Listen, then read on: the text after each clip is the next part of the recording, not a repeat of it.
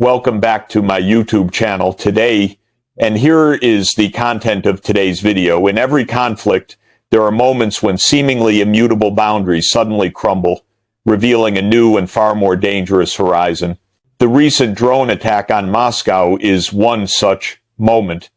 What matters is not the physical damage Moscow has experienced worse, but the psychological rift it creates. For the first time since the war in Ukraine began, Russia's capital, the symbolic heart of the nation, has been touched by a hostile hand. And in geopolitics, symbolism often outweighs scale. This shift carries enormous implications. In military strategy, attacks on a nation's capital, even symbolic ones, demand a response.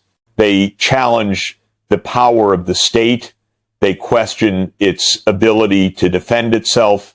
They stir public anxiety and put pressure on the elite. The capital is not merely a city, it is the embodiment of sovereignty. And when sovereignty is challenged, retaliation is not only an option, but also an expectation. The drone attack also marked a turning point in the psychology of the conflict. For Ukraine, whether officially acknowledged or not, it signaled a willingness to expand the war beyond its borders, striking at the core of Russian power. For Russia, it marked the uncomfortable realization that its homeland was no longer a safe haven.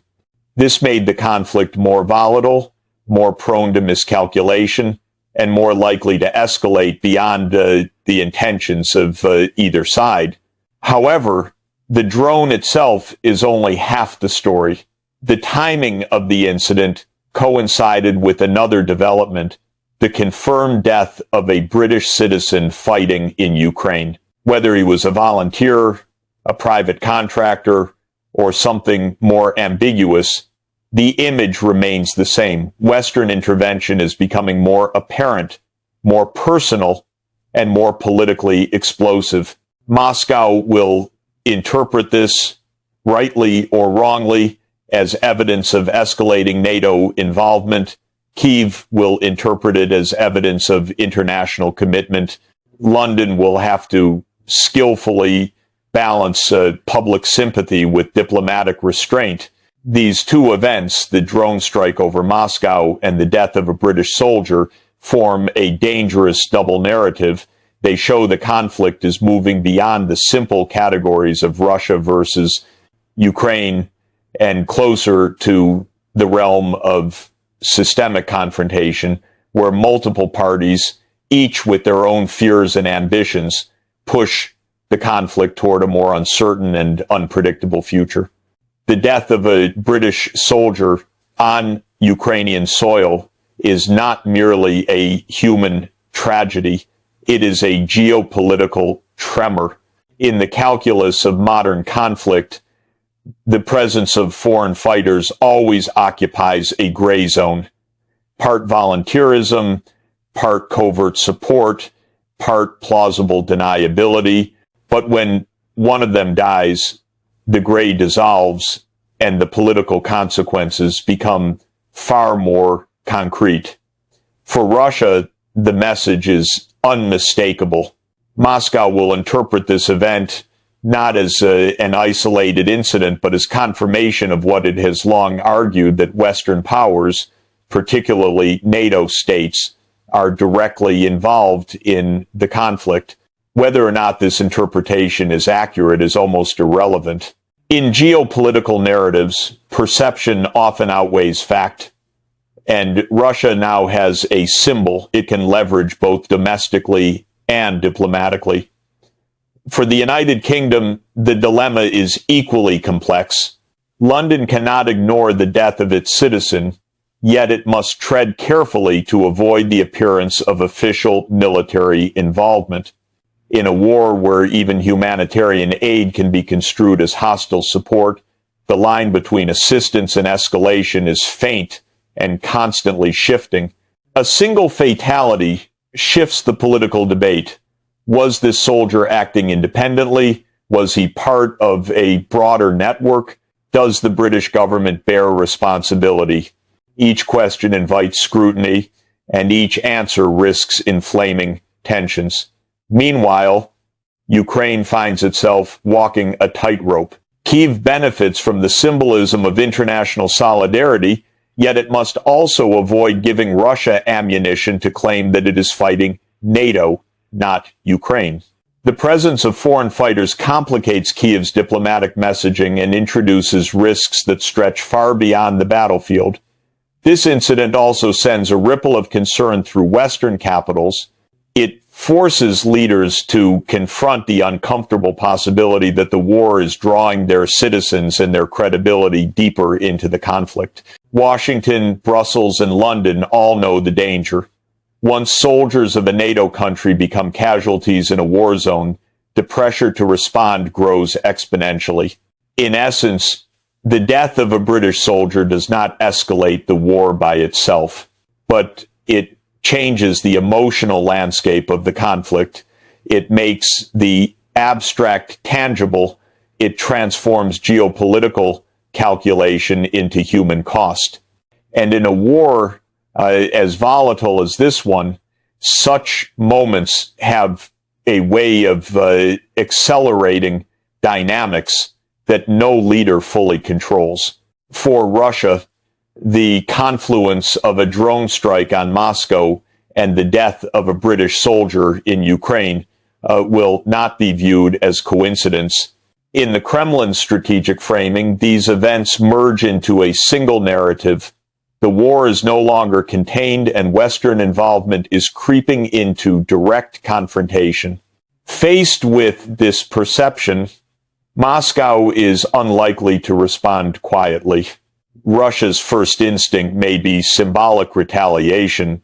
Moscow has long relied on the language of power projection, precision strikes on Ukrainian infrastructure, intensified operations around contested regions, or demonstrations of military readiness near NATO's eastern flank. Such actions serve two purposes: to project strength at home and to signal to adversaries that Russia will not be intimidated. But beyond symbolism lies a more dangerous layer. Russia may choose to redefine its interpretation of the conflict, categorizing the UK not simply as a supporter of Ukraine, but as a direct participant. This reframing gives Moscow political space to justify harsher responses to Ukraine, to British interests, or even to NATO's logistical corridors feeding the Ukrainian war effort. Cyber operations, covert sabotage, and information warfare also lie within Russia's toolset. These methods allow it to impose costs on adversaries without triggering immediate Article 5 scenarios. In a conflict where ambiguity is a strategic asset, Russia will likely exploit areas where attribution is murky and retaliation uncertain.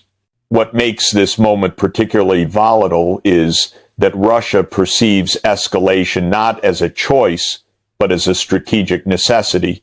A drone breaching the capital's airspace challenges the Kremlin's aura of control. A foreign soldier's death challenges the narrative that Russia is fighting Ukraine alone. When narratives of power weaken, states often act not out of confidence, but out of fear of appearing vulnerable. Yet escalation is never linear. It is shaped by misjudgment, miscommunication, and emotion. A retaliatory strike may be interpreted by Ukraine as a signal to intensify counterattacks. A Russian cyber operation against European infrastructure may be viewed by London or Brussels as a red line. Each action contains within it the seeds of a larger spiral, one that neither side may fully intend, but both sides may ultimately contribute to. In this sense, Moscow's response is not merely about punishment. It is about redefining the boundaries of the conflict, reshaping the strategic landscape, and reminding the world that a war once seen as regional now has the potential to reverberate far beyond Kiev and Donetsk. As news of the drone strike over Moscow and the British soldiers' death spreads, a quiet unease settles across Western capitals. The United States, the United Kingdom, and the European Union now face a dilemma they have long tried to avoid: how to maintain robust support for Ukraine without slipping into a direct confrontation with Russia. This balance, delicate, shifting, and fragile, has defined Western strategy since the first days of the war. Today, it grows far harder to sustain. In Washington, policymakers recognize the danger immediately. The Biden administration has always sought to calibrate aid powerful enough to help Ukraine resist, yet limited enough to avoid crossing Moscow's red lines. But red lines are not static. A drone over the Kremlin skyline, a Western soldier killed in action, each event shifts perceptions in ways that make miscalculation more likely. Washington must ask itself, at what point does support become provocation, and at what point does hesitation become abandonment? Europe faces an even more complex calculus. Several EU states worry openly that the conflict is expanding beyond the Ukrainian theater, pulling the continent toward a confrontation it is neither militarily nor politically prepared for. London, already at the center of controversy due to the fallen British soldier, now finds itself in a precarious position: defend its commitment to Ukraine or risk appearing as a co-belligerent in Moscow's eyes.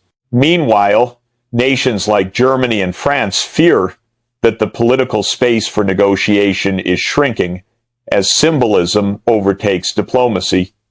The United Nations, too, reads the situation with alarm. Secretary General officials warn that the ingredients for escalation are accumulating rapidly: cross-border strikes, foreign combatants, heightened rhetoric, and eroding diplomatic channels. The conflict is beginning to resemble other tragic chapters in history where global powers sleepwalked into crises they believed they could control. What makes the moment so volatile is that all sides are acting under conditions of strategic ambiguity. Ukraine pushes the limits of what Western support will allow. Russia tests how far it can retaliate without triggering NATO intervention. Western countries attempt to signal strength while avoiding explicit commitments. And through these overlapping ambiguities, the risk grows that a single action, a strike misinterpreted, a casualty misread, a statement miscalculated, could tip the conflict into a far more dangerous phase. Thus, the West's dilemma is not merely about supporting Ukraine, it is about preventing the emergence of a confrontation that could redefine the security architecture of Europe for generations. And in this moment of rising tension, restraint becomes as much a strategic act as resolve. The unfolding crisis, drones over Moscow, foreign soldiers dying in Ukrainian trenches, escalating rhetoric on both sides, reveals a sobering truth. The war is approaching a threshold where its direction may no longer be determined solely by those who started it. Conflicts evolve, they accumulate actors, expand borders, deepen grievances, and eventually acquire a logic of their own. Ukraine's war is now perilously close to that point. At the heart of this danger lies a paradox. Every actor believes escalation is something the other side initiates. Russia sees Western involvement as creeping aggression. Ukraine views deeper strikes and wider operations as necessary for survival.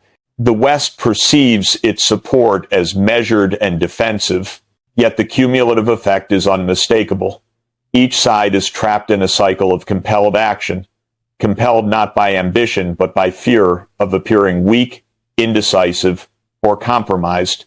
Ukraine, battered yet resolute, increasingly seeks to demonstrate it can strike deep into Russia, not out of recklessness, but out of desperation.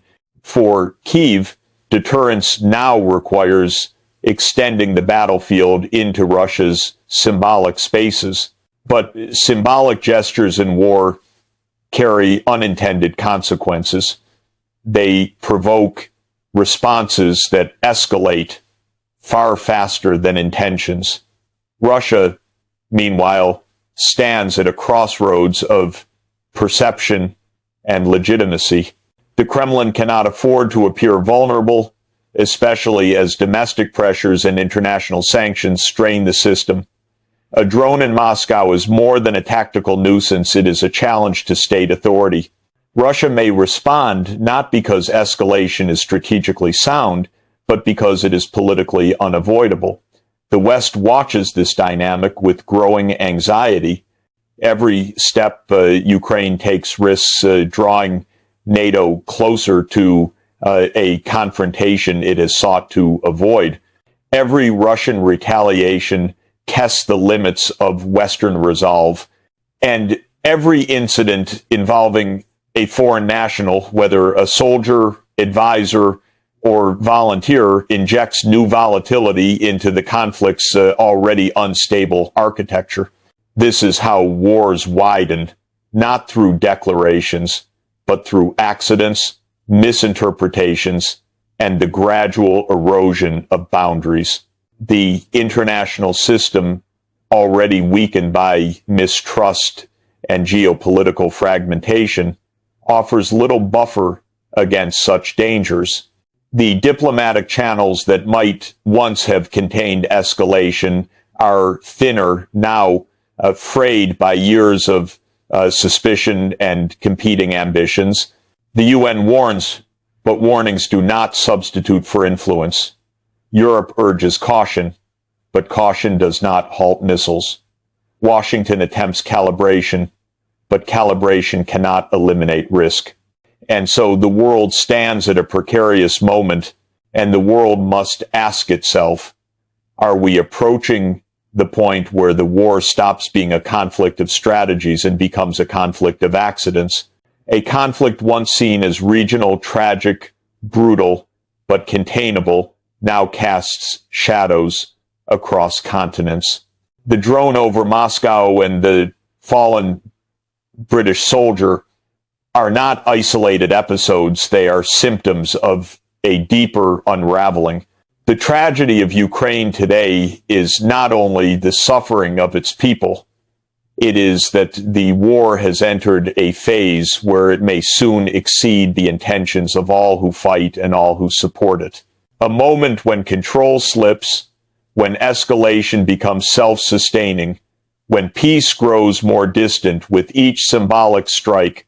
The horizon, once merely uncertain, is now fragile.